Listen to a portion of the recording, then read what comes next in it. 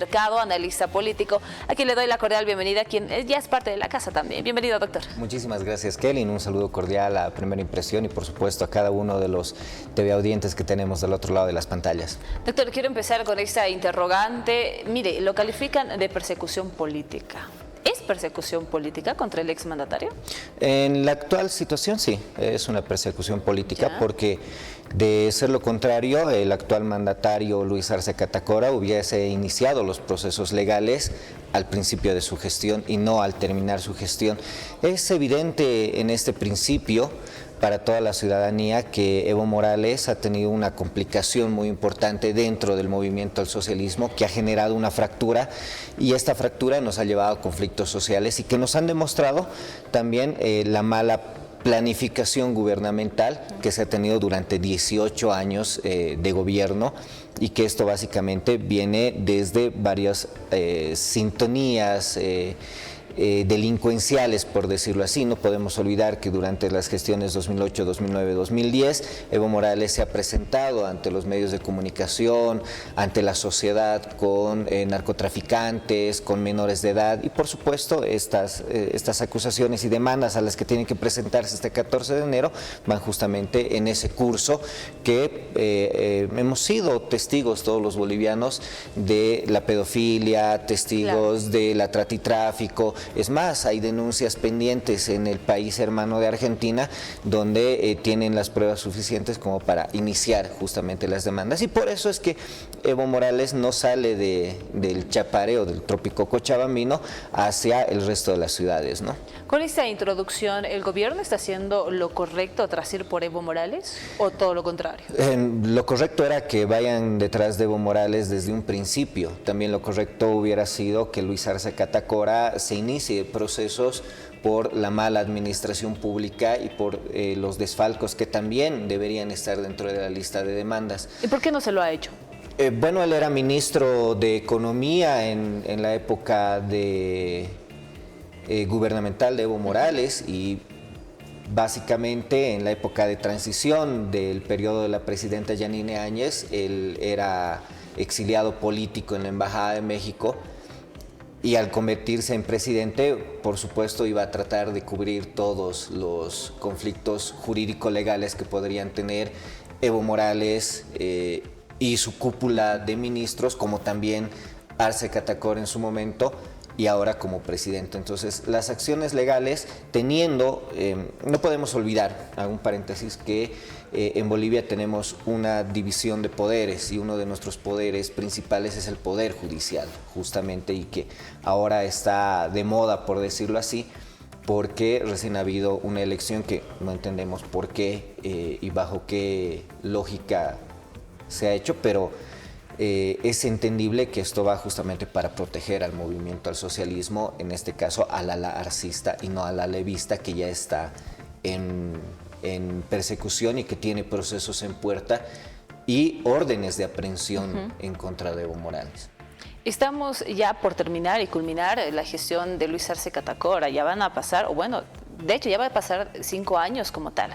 Pero ¿por qué no se lo ha hecho esto a un principio, de seguir con el proceso, el seguimiento? ¿Fue miedo de Luis Arce a que diga algo Evo Morales, pero sin tener el poder, o el poder sobre él?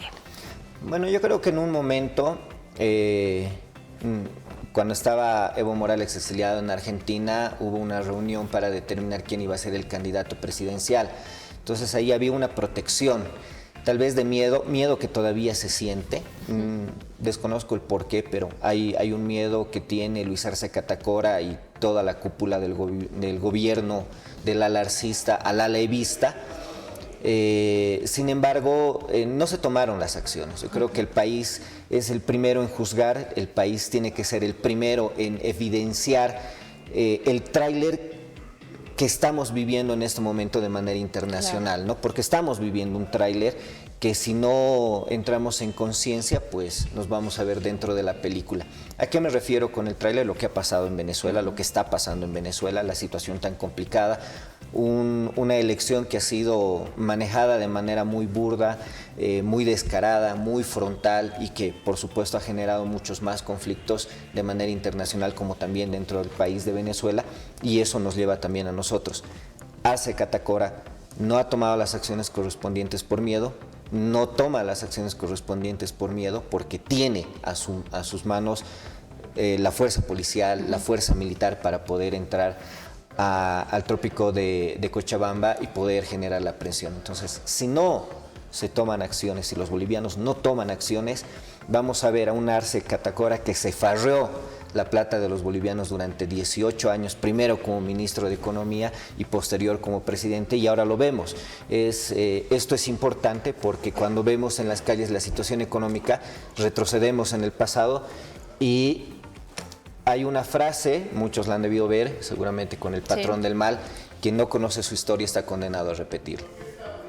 1982-1985 era la época de la hiperinflación más grande que ha tenido Bolivia y estamos volviendo a pasar ello. ¿Por qué? Porque no se han tomado los recaudos necesarios. Ha habido una economía con los hidrocarburos, ha habido una economía importante con el dólar, ha habido una estabilidad con el dólar que no viene del movimiento al socialismo, sino que viene de gobiernos anteriores que vienen a defenestrar la situación económica y que nos muestran la realidad de 18 años de malversación, de daños, de corrupción, de malas inversiones, de mala planificación, que quienes terminan pagando son quienes les pagan el sueldo a los políticos, ¿no? Así es. Los ciudadanos. Entonces, realmente hubieron muchas acciones que podía haber hecho el gobierno de Luis Arce Catacora, no las hicieron y ahora los ciudadanos somos los que pagamos. Ahora, entrando en ese marco precisamente de que no se haya hecho lo que la mayoría pensaba tal vez al votar por Luis Arce Catacora, estamos en un año electoral, un 2025, año del bicentenario también, donde se va a realizar o se va a efectuar estas elecciones presidenciales donde ya ha dado a conocer diversos rostros, Manfred Reyes Villa, Branko Marinkovic, estamos viendo a Jorge Tuto Quiroga, a Carlos Mesa, Doria Medina, quienes han firmado un acuerdo con Luis Fernando Camacho también, para hacer frente al movimiento al socialismo. ¿Cómo vemos esos actores políticos ya entrando a las elecciones?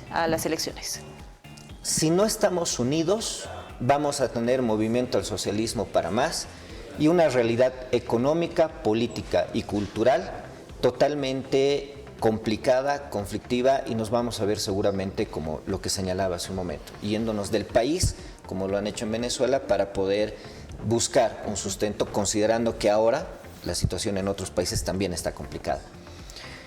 Creo que el pensar en que soy el número uno en las encuestas, que si estoy más arriba, si estoy más abajo, que deben unirse a mí o debemos unirnos todos, debería entrar en una planificación. La única forma de ganarle al movimiento al socialismo, que durante 5 años no ha tenido con quién pelear, y me refiero 5 años desde el 2020, que empieza la gestión de Luis Arce Catacora, no ha tenido con quién pelear y dijeron, bueno, nos peleamos entre nosotros, nos pelearemos entre los propios masistas porque no hay quien pelee contra nosotros. Y eso ha generado que lleguemos a esta época sin tener una unidad específica. Yo creo que ninguno en este momento, ninguno de los políticos es un prestidigitador, no tiene la solución debajo de la manga, ninguno. Bolivia necesita respuestas, necesita soluciones, necesita reacondicionar y reacomodar la economía del país para que los bolivianos no sufran lo mismo que ha pasado en el 82 hasta el 85 con la UDP específicamente.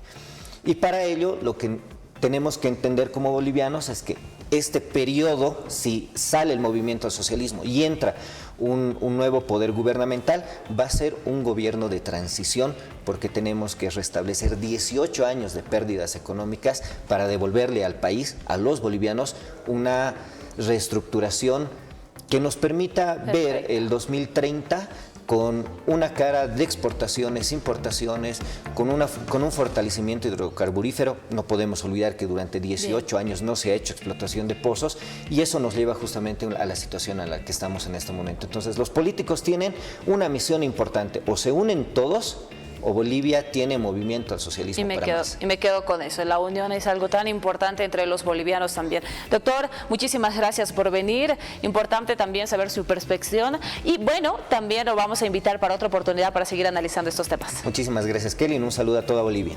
Muchísimas gracias. Ahí estuvimos con el doctor Brani Mercado, quien es analista político, hablando acerca de lo que pasa de manera coyuntural en la política.